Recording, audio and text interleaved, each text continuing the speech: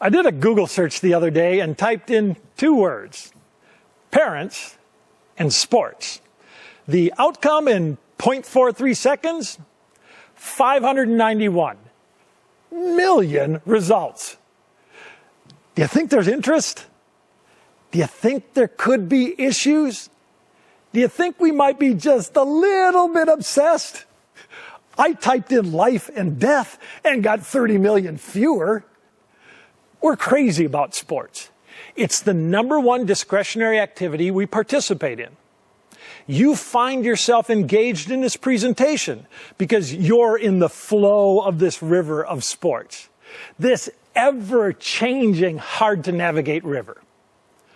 We at Three Dimensional Coaching want to help align the sails of the two most important groups in an athlete's life, coaches and their parents and guardians.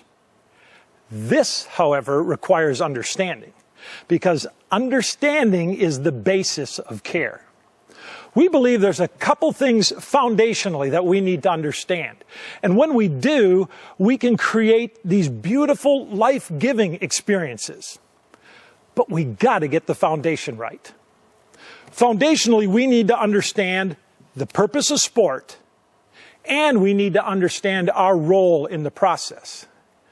When we do, all of us have a better chance to thrive instead of just survive or even be a casualty of a good thing gone wrong. Sport is a gift. But if we don't understand the purpose of the gift, it is inevitable that we will confuse, misuse, abuse, and even destroy the gift, suffering casualties along the way. What's the purpose of sport? Well, to understand its purpose, we need to understand its place. The home. This circle of sport finds its home in a larger circle, the circle of play. Sport is a subset of play. And why do we play? Well, eminent child psychologist Jean Piaget simply states it when he says, play is always done for the pleasure of the activity. We play because it's fun. And why is it so fun? It's one of the few things that engages our whole being, our body, our mind, and our spirit. It is marked by joy and wonder as it captures our imagination and our effort in process and pursuit. Let me say that again. Play engages our whole being, our body, our mind, and our spirit. It is marked by joy and wonder as it captures our imagination and our effort in process and pursuit. Now I ask you, what does it take to capture the imagination of a 3 or 4-year-old? Yeah, not much. Little Johnny can run in a circle, go, oh, this is great, this is awesome, this is great. You know what we're doing to Johnny? Son, we need you to straighten it out because we're going to put a stopwatch on it. And little Johnny's going, why? Well, here's why. The older we get, the more it takes to capture our imagination. For little Johnny, it's just simply play, this unstructured, imaginative physical activity. Then we move to games, structured, imaginative physical activity. Then to sport, this structured, imaginative physical activity with one more thing thrown in to spice it up. That's the spice of competition. Competition livens up our games. This needs to come with a couple of warning labels, however. And the first warning is this. We need to make sure that the spice of sport doesn't become the purpose of sport. This is what I mean. I like to put red peppers on my food. I put it on just about everything.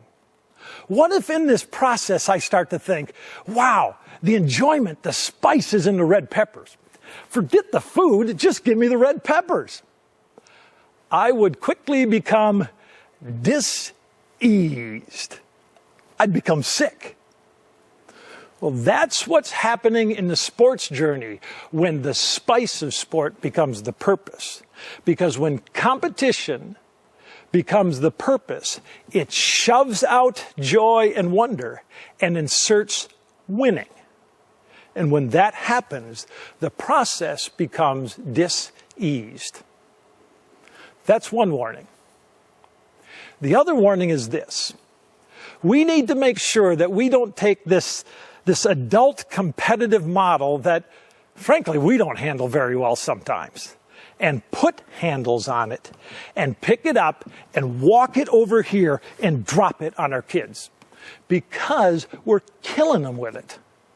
Johnny doesn't want to compete. Ask him. He wants to play. Now, I was asked if I wanted my kids as they grew up to compete. I gave a qualified yes to that. If that competition was with themselves and with others, not against. There's a qualitative thought difference involved there. And also, if it captured their imagination and their effort. Sure, I wanted them to learn how to compete. You wanted to know what else I wanted them to learn how to do? I wanted them to learn how to drive. But I didn't put my 5-year-old behind the wheel of a car. They're not ready for it. It's a readiness principle, first and foremost.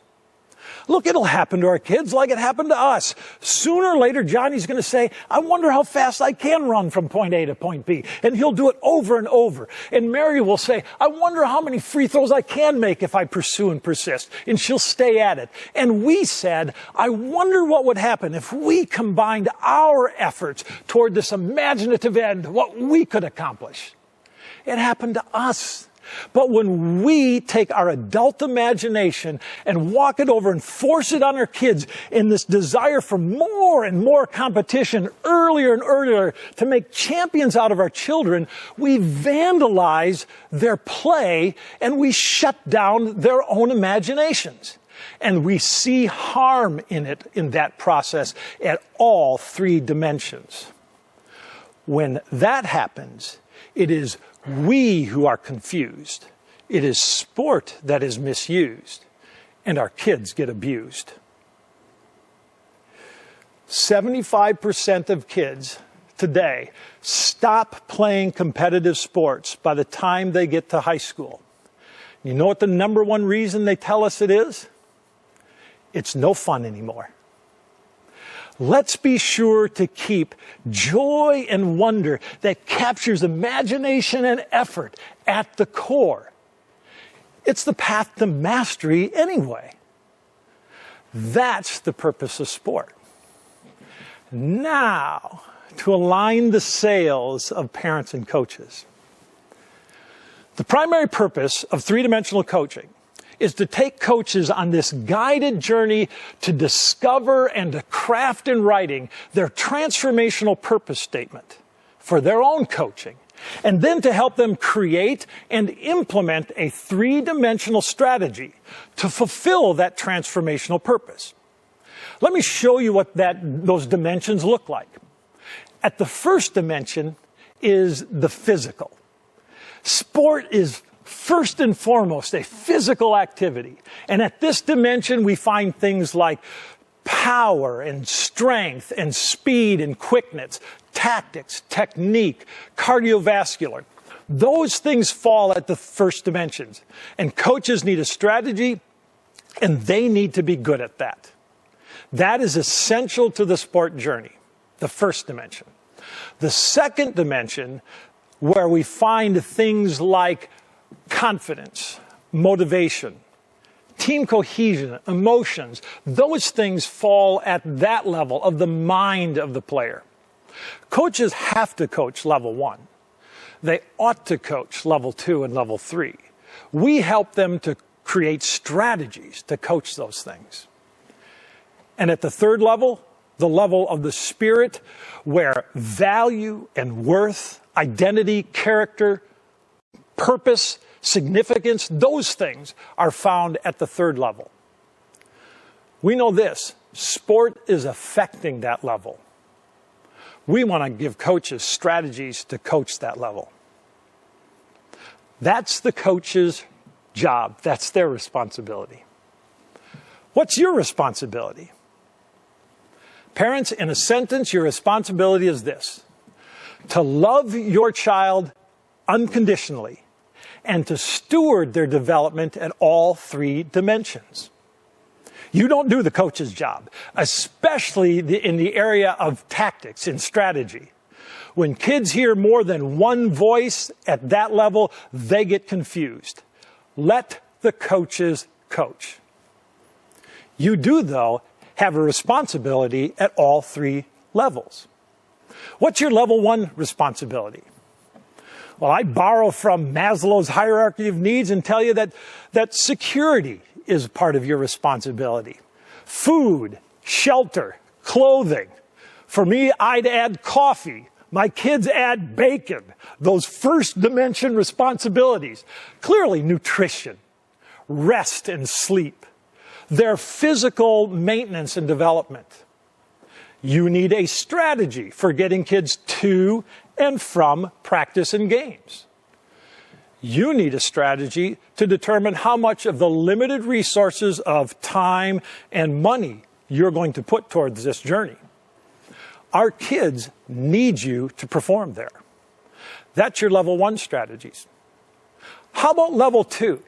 In the area of the mind. Well, I would tell you this. Maybe the greatest second dimension gift you can give your son or daughter as a student and as an athlete is the right mindset. Mindset is defined as the mental attitude that will determine how you interpret and respond to situations. The mental attitude that will determine how you interpret and respond to situations. Dr. Dweck, in her book Mindset, shows in her research that there are basically two distinct categories. One is a fixed mindset that looks at things like intelligence and ability as fixed attributes. And one is a growth mindset that sees all of these as things that can grow. One of the greatest recent discoveries in neuroscience is that the brain is actually quite malleable and that we can change our ability to think and to perform. I borrow an illustration from a friend and mentor, Joe Ehrman, that every kid comes into this world with a keyboard wired to the most incredible computer in the universe, the human brain. And we are typing messages on those keyboards. Every word, every action can send a message. These messages tell our kids how to think and how they view themselves. Each message can be a fixed mindset message that tells kids basically, you have permanent attributes and I'm judging them. Or it can be a growth mindset message that says that you are a developing human being and I'm interested in your development. Some of the hardiest research that Dr. Dweck has said that human development people have ever seen is that praising kids' intelligence harms their motivation and it harms their performance. It is counterintuitive until you understand the process. In one of the studies that demonstrated this, Dr. Dweck and Miller gave some puzzles to do to a group of kids. Then they divided them into two and praised them. To one group, they said, "Wow, that's a really good score. You must have been really smart at this." That's fixed mindset praise because it speaks of intelligence as something fixed. To the other group, they said this, "Wow, that's a really good score. You must have worked really hard at this." That's growth mindset praise because it praises the process. Then they asked the kids, what kind of puzzles do you want to do next? Easy ones or hard ones? To the fixed mindset praise kids, the majority of them chose the easy ones. The growth mindset praise kids, 90% chose the hard ones. They chose to be challenged. Well, they gave the hard ones to all the kids because they wanted to see what confronting a challenge would do to their motivation. So after doing those hard ones, they gave them the easy ones to do again, and then took their scores. The fixed mindset kids actually did 10% worse. The growth mindset kids, 15% better. A 25% swing because of one sentence. On top of that, they asked the kids to self-report their scores. The fixed mindset kids lied about their scores 3 times more than the growth mindset. They had no other way to cope with their perceived failure. Dr. Dweck sadly noted, we took ordinary children and turned them into liars just by telling them they were smart. Look, kids love to be praised, especially for their talent and their intelligence. It gives them a boost, but only for a moment. As soon as they confront difficulty, as soon as they hit this snag, their confidence goes out the window and their motivation tanks. If success means I'm a winner, I'm intelligent, then failure means I'm a loser, I'm dumb. That's a fixed mindset. Does that mean we can't praise our kids enthusiastically when they do things well? Not at all. It just means we need to learn to play keep away. Keep away from the kind of praise that judges their talent or their intelligence, and the kind of praise that implies you're proud of them for their intelligence or their talent, instead of for the effort that they put forth in the process. Praise the growth process that focuses on practice and persistence and good strategies. And engage them in conversation that shows that you're interested in the process. That's what you need to do to help them. As Dr. Dweck notes, no parent says, I wonder what I can do today to undermine my child, to subvert their effort, to turn them off to learning, and to limit their achievement. Yeah. No. All of us say, what can we do to help them to succeed? But sometimes the things we do, boomerang on us. Coaches who've been coaching a while, almost to a person, tell us that kids today are harder to coach than they were before. They don't take coaching well. The coaching we give is taken as some kind of assault on their being. It is because they have a fixed mindset. It's actually part of the problem of this self-esteem movement that tells every kid they're wonderful, every kid they're talented, every kid they're artistic. It puts them in a fixed mindset instead of praising the process of growth. If you want to give your kids a gift, teach them to love challenges, to be intrigued by mistakes, to enjoy effort, and to keep on learning. And when you hear that voice in your own head say, or when you hear your child say, I can't do this, talk back to that voice in your own head and help your child do the same by adding one more word to that sentence. Yet. I can't do this yet. But with good practice and persistence over time, I will. That's a growth mindset. At level 1 and level 2, you as parents play an important role. In the circle of sport, much of it is as a supporting actor. But at level 3, you have the lead role. In and out of sport. At the spiritual development, whose function is to choose what we value and ascribe worth, what are you doing to intentionally steward the level 3 development of your child? To intentionally steward the development of their value and intrinsic worth and what they value and ascribe worth. What intention are you bringing? Because if you don't bring intention to the process, There are plenty of other intentions out there to form it. And if value is a level 3 function, what does the sports world value most? Yeah. Winning. Results. Results trump process. When results trump process, the ends justify the means. And that process is key to the process of the development of character, the essential nature of something or someone. Well, now we're standing on some pretty solid ground because we've all heard and we've probably all said, sports builds character. Sports builds character. Let me share with you what we know about sport and character.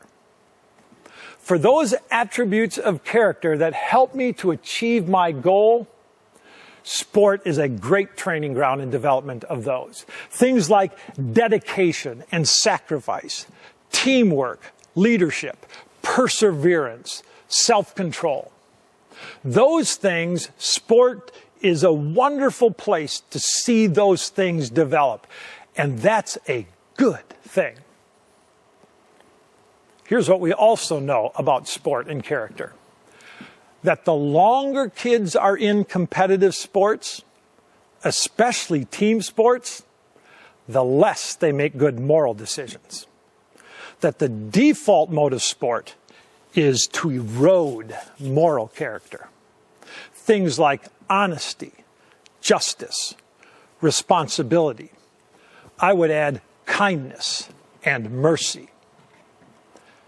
Now, sport can be a great environment for those to be formed, but it does not happen by default. It requires intention. It requires you as parents who intentionally teach it and honor it, and coaching that incorporates it. Here is where we at Three Dimensional Coaching draw from the wisdom of others in the understanding of the formation of character. One of the key texts for us in this character formation process comes from the Apostle Paul, who wrote this: I don't just enjoy the good things. That's easy. He said this: I take joy in my trials, because trials lead to perseverance. Perseverance, proven character, and proven character, hope.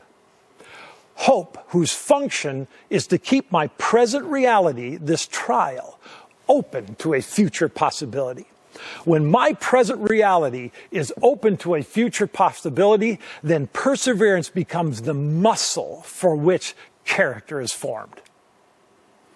But that's not automatic, because we also know that trials lead to discouragement, division and dissension, and despair. And as people who are typing messages on those keyboards, what kind of messages and actions do we need to be doing to make sure this process goes north and not south? I would submit that the first step in the process is found in the root of the first step down. If discouragement is the first step towards despair, then encouragement would be the first step toward the process north. Discouragement, the removing of courage. Encouraging, to put courage in. I love what one of my favorite authors, C.S. Lewis, says about courage. Courage isn't simply one of the virtues. It is the form of every virtue at its testing point. Courage isn't simply one of the virtues. It's the form of every virtue at its testing point. It takes courage to persevere. It takes courage to tell the truth. It takes courage to exercise self-control.